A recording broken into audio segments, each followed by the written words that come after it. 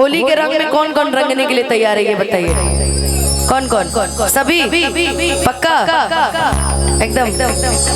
काहे मताइल जैसे लग रहे हैं जी? बिहार में तो बंद है ना। अच्छा बगल में बॉर्डर है, कोई बात नहीं, बुरा ना मानो, होली है ना। अता नहीं यही रूप में। अरे होली खेले रघुबीरा या बध में, होली खेले रघुबीरा, होली खेले रघुबीरा या बध में, होली खेले रघुबीरा।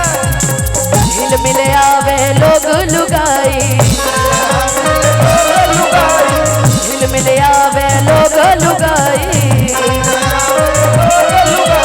भाई महलन में भीरा या बध में, होली खेले रघुबीरा, होली खेले रघुबीरा या बध में, होली खेले रघुबीरा, होली खेले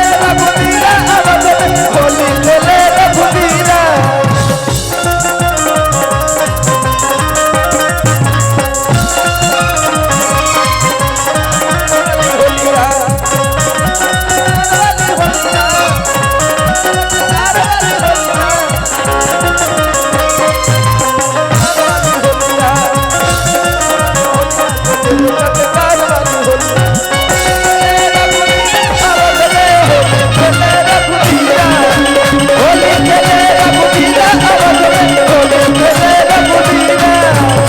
और यहाँ जितने भी यंगर्स को छोड़ दीजिए, जितना बुढ़वा सब बैठे हैं,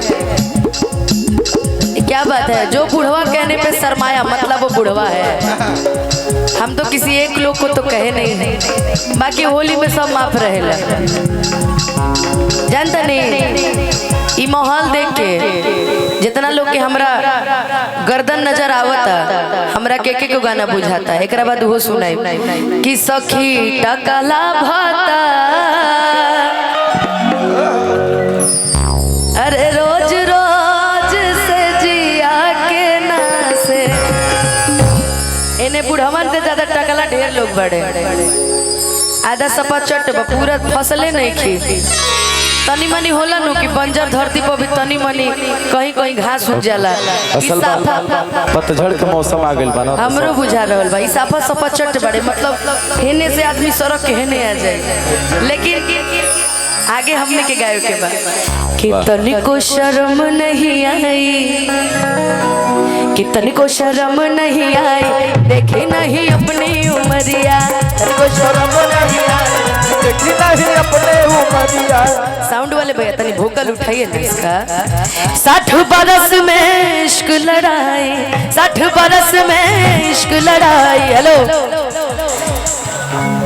अरे बाप रे, हमको लगा कि अभी बुढ़वा में आप कभी ना मानने वाला था। साउंड वाले भैया भी उसी कैटेगरी में शामिल हैं। हाँ इनके लिए तो गा ही सकते, इनके बाल हैं क्या भैया? हेयर डाई का कमाल है या प्यार का कमाल है? देखिए दो तरीके के आदमी होते हैं। इस लड़के से इसकी माँ प्यार करती है, बाल आ रहे हैं, और जितने टकले हैं उनसे उनकी बीवी प्यार करती है, बाल जा रहे हैं। दो तरीके की सिचुएशन होती है। कितनी को शर्म नहीं आई, अरे देखे नहीं अपनी उमरिया, अरे 60 बरस में इश्क लड़ाए, 60 बरस में इश्क लड़ाए। अच्छा हम आए तबे याद आई, बाप रे बाप, हमरा तो बुझा रहा कि अच्छा वीडियो ना रुके के चाहिए कि देखिए आज मैंने अनुपमा यादव को पैसा दिया, और कितना दिया तो 50-50 का दिया। जा मर देते नहीं। ये स्कूल के ओनर है, शोभा देता 50 रुपया देवला में, सब दे दी भैया, सब दे दी कि कन जूस बलमा मक्खी जूस बलमा। अभी बुझा रहा बा कि तू ये स्कूल के ओनर हवा। भगवान करे कि सही 20 गो स्कूल राउर नाम में हो जाओ। पेट्रोल पंप के मालिक है तब तो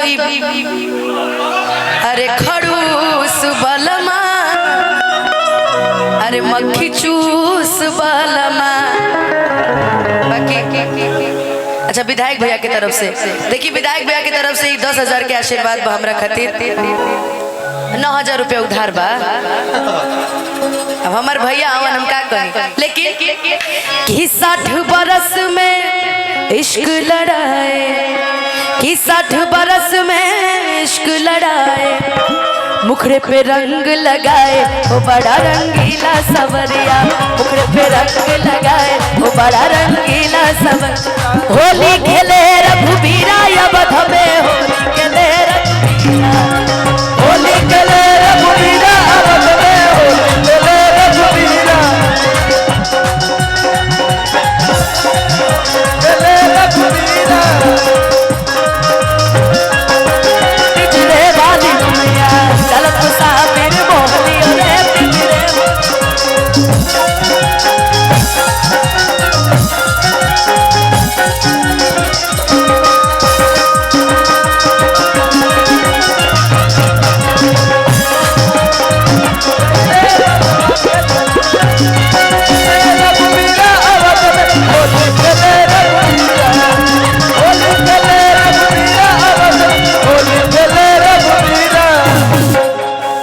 देखे हैं ऊपर से।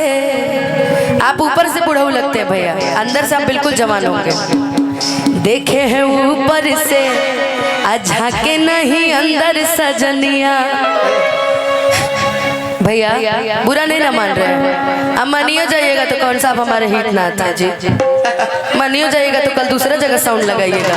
हमरा से कहा है कैसे कि होली में तो भाई बात ही है कि बुरा ना मानो होली कि देखे हैं ऊपर से झाके नहीं अंदर सजनिया, देखे हैं ऊपर से झाके नहीं अंदर। उम्र चढ़ी है दिल तो जवा है, उम्र चढ़ी है दिल तो जवा है।